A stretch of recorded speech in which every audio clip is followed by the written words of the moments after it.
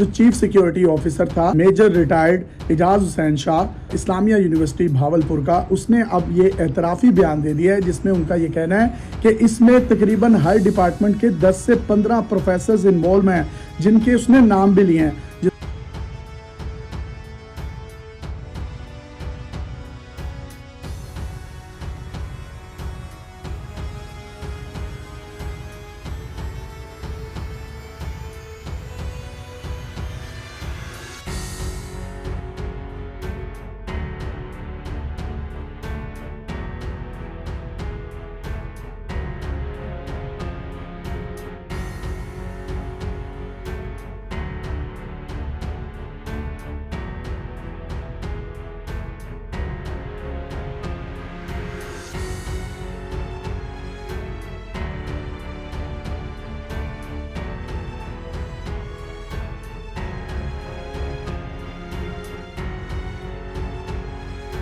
Channel को subscribe करें ताकि हमारी न्यू वीडियो आपको जल्द से जल्द मिल सके।